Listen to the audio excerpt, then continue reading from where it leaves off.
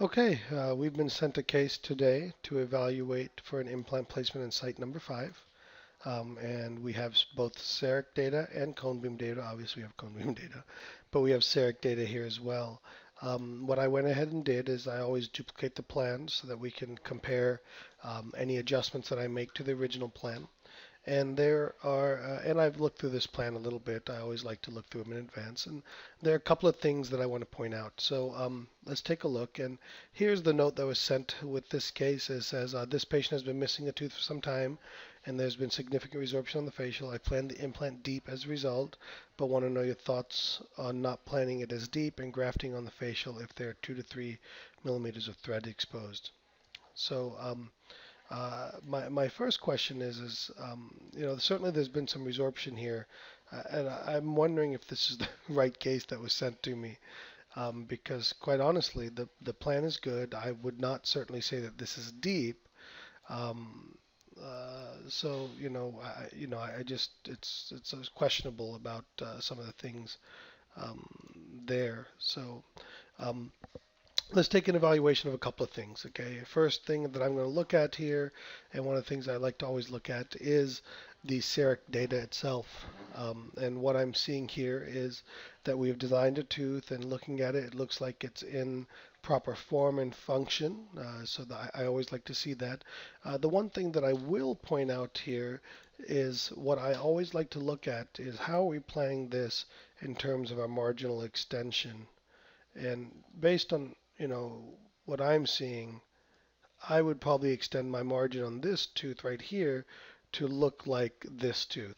So I think that we allowed our margin to be extended here a little bit to buccal. So when we draw that circle, make sure that we look from the buccal and lingual and make sure that it looks in alignment. Now again, you could certainly say that this is probably more appropriate right here. So, I'm not saying this is wrong. I'm just saying that one of the things we want to look at here. So, certainly acceptable position there, but maybe some minor corrections could be taken a look at. The other thing that I would want to look at in this particular case is the quality of the CEREC integration. And I think that oftentimes the software is so good and so accurate 95% of the time that we forget to take a look at this. And I have some concerns here. One, I'm seeing some gap development right through here and maybe some gap right here. And the reason this came across to me is look right here. I'm not outlining the teeth quite nicely right here. And it's hard with all the scatter right here, but this looks okay. But I'm very concerned about what I'm seeing right in here, especially on this cuspid. So I'm not certain on our CEREC integration in this particular case. And since I don't have, let's see if we can reintegrate this data. So we'll sit here and click the reintegrate button, and now it'll bring us back up to this. Now, when we look at this scan, I can start to see why we have some of this trouble. Look at our scan here. Our scan has definitely got some issues. Um, I don't know if this was scanned in the mouth or on a model, but we definitely have some areas of potential inaccuracies right through here. So again, my goal wasn't, and we can see some doubling right here as well. So I would go back and take a look at the scan. I wish I had the CEREC data in this case to look at it, but definitely I think we can do a little bit better there. So based on what I'm seeing so far, I would say that I would not recommend having a guide fabricated from this data, nor do I think that CCAT, to be honest with you, would even fabricate the data. In fact, I may try to send it to them just to see what they would say. But now, beyond all of that, so let's go ahead and remove some of that data. So let's just pretend we're now looking at the implant planning itself. So the first thing I always like to do when we're looking at this is I like to go ahead and highlight what I feel is the bone. And what I'm looking at as the bone is right here, just like so. Okay. And again, remember I talked earlier just a few minutes ago about the CEREC data. I think from here we can kind of see that that doesn't look right here correct. I think we should just ignore that part of the data and just have it emerging like this.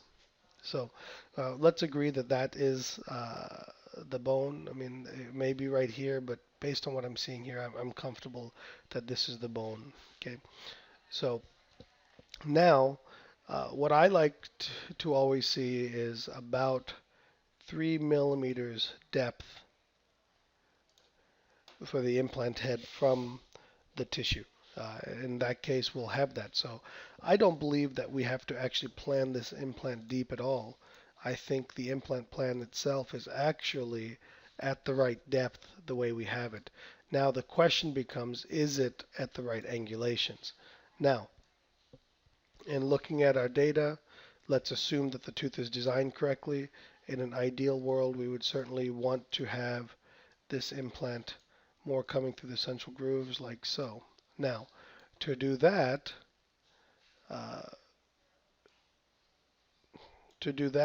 we would definitely need to graft up here in the vestibular area. And we take a risk, and as we're doing the osteotomy, that this part of the bone just breaks or, just becomes unstable for us. So I would say that this is a situation where I would definitely accept a bit of a compromise and go something like maybe like this right here, um, about like so. Now this may be a situation where we just end up having to use an abutment, which at the end of the day is not that big of a deal.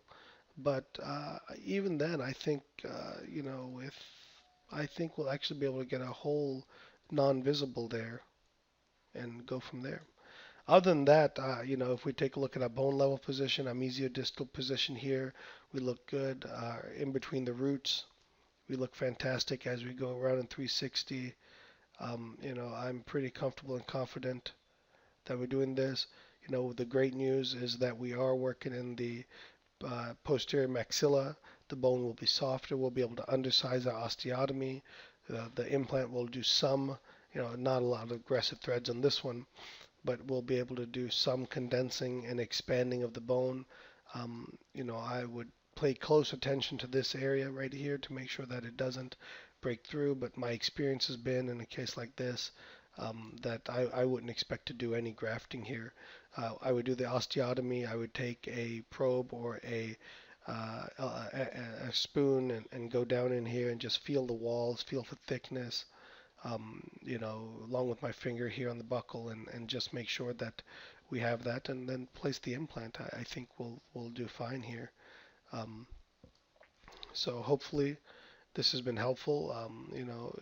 If I were to be critical of the occlusal design, I would say maybe more along that line right there would be a little bit better. We have a little flatter plane of occlusion right there, and we still have our space, and we're still pretty well centered in the tooth. The only other thing is I like to I like to see the plan with the sleeve in place. And the reason I want to see the sleeve in place is one, I know that you're checking for it, and two, we can evaluate to make sure that we're not hitting the adjacent teeth. And also, especially in premolars, the sleeve is a great way to be able to position the implant to get ideal positioning. So we can use the outer diameter of the sleeve, have that well planned in between the teeth, and then something like so would give us the ability. So now I can also evaluate to make sure that the sleeve is not impinging on the tissue, which is clearly not in this case, and also that we have the implant designed correctly and centered properly. So again, to get the sleeve, go over here to this Edit Sleeve button, and then in the drop down we would click Change, and we'd pick whatever implant sleeve system you're using. In this case, it's a Nobel implant, so we use the Nobel sleeve system. Lastly, I take a look right here at my view, and I'm pretty comfortable with that. If anything, I might, there we go. That might be just a hair better. Now, I think we can do a screw retain restoration here, no problem. So hopefully this has been helpful. The only other question that may come up is the thinness of the palatal bone here. I I'm pretty comfortable with this right there. I think it'll do just fine. At least in my experience, it's been that way. So I think this case can be done flapless without a graft. Just have to, keep an eye on some of these areas right here. So thank you very much for submitting the cases, and I appreciate it.